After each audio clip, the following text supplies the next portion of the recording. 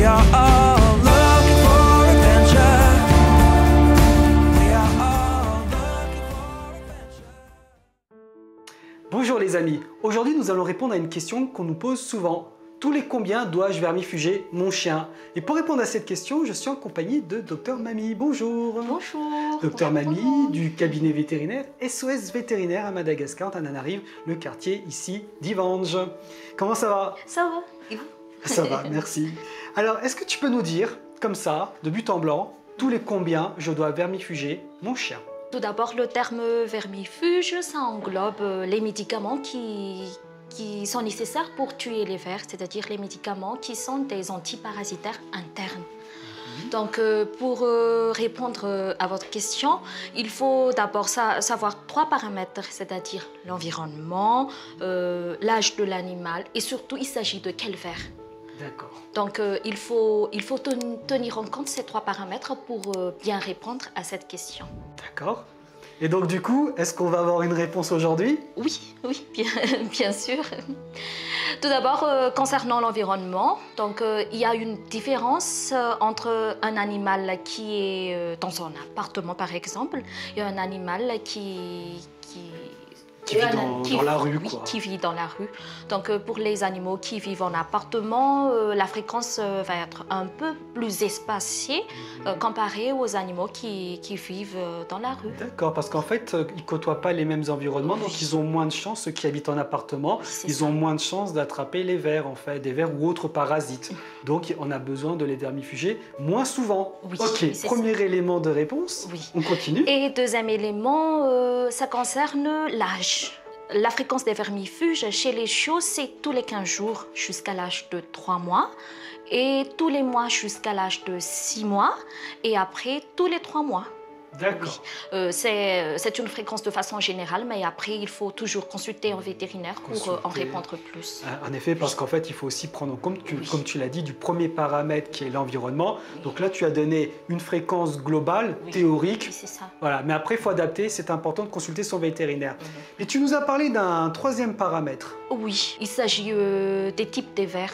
Parce qu'il y a des vers ronds, il y a des vers plats. Donc, on ne soigne pas les hyperparasitoses par des mêmes principes actifs. Par exemple, pour les vers ronds, il faut utiliser les levamisole, les niclosanides. Mais pour les vers plats, il faut utiliser les praziquantal. Et après aussi, la fréquence et les doses, ça va en dépendre.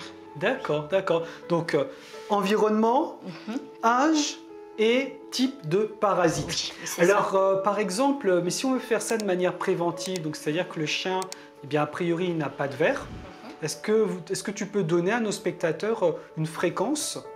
Je vais dire tous les mois. Tous les mois minimum? Minimum, tous les mois. Avec quel type de vermifuge? Parce que tu viens de nous dire là qu'il y a toute une flopée de vermifuges qui existent, lequel il faut prendre lorsqu'on n'a pas vraiment de suspicion de parasitisme. Partout dans le monde, il y a le phénomène de résistance aux antiparasitaires. Tout type de médicaments, tout type d'antiparasitaires peut fonctionner, mais il faut simplement les interchanger. D'accord, donc il faut varier parce que tu expliques qu'il y a un phénomène de résistance. Oui.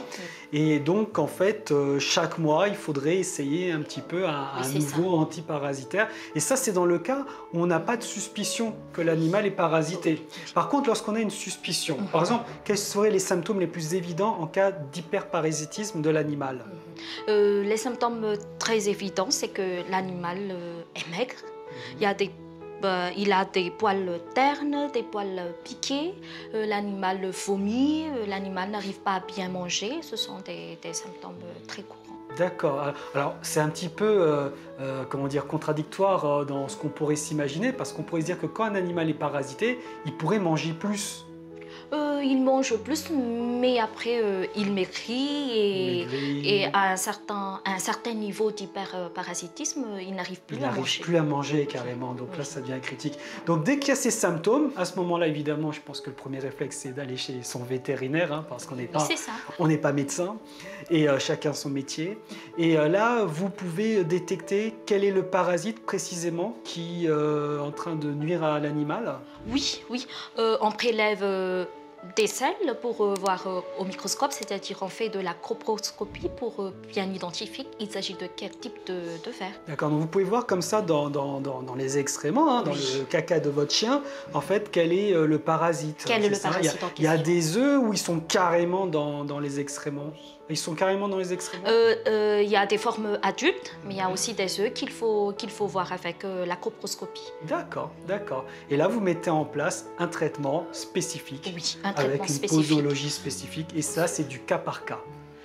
Eh bien, merci beaucoup, Docteur Mamie, et n'hésitez pas, si vous avez des questions à nous poser, vous pouvez les mettre en commentaire. Avec notre partenaire ici, SOS Vétérinaire à Madagascar, on sera un plaisir d'y répondre. Et bien sûr, n'oubliez pas de vous abonner à la chaîne YouTube Sens Vitae. À très bientôt, les amis. Au revoir. Oh, we are all